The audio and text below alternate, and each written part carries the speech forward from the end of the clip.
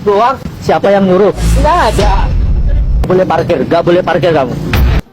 Saya meminta maaf kepada Bapak Chandra Harahap. Ya. Akhir polemik viral lansia dituduh jukir liar. Pemilik warung bakso mengaku salah dan minta maaf. Tak bermaksud merendahkan.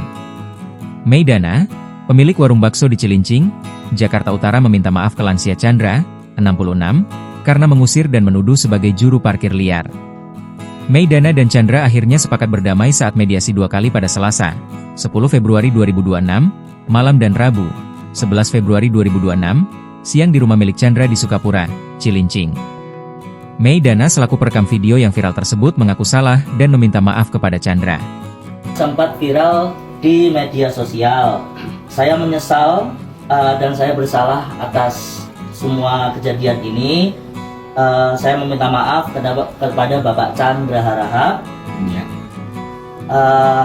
Saya minta maaf. Setelah itu ini ada sedikit sekedar bingkisan dari kami sebagai permohonan maaf kami dari. Menyesal karena kejadian ini, dan karena ini sudah menjadi sangat viral sekali di media sosial, saya mohon minta maaf, kata Maidana saat melakukan mediasi, Rabu.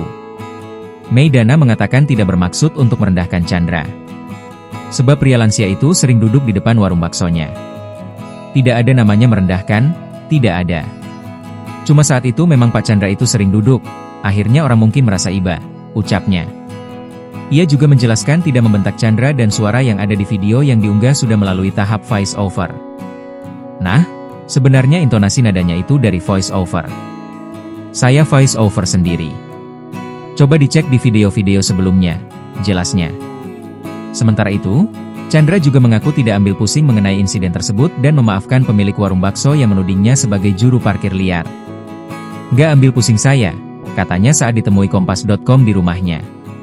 Untuk diketahui, seorang pria lanjut usia diusir paksa oleh pemilik warung bakso di Cilincing, Jakarta Utara. Dalam narasi video yang beredar di media sosial, lansia itu dinarasikan sebagai juru parkir, jukir, liar.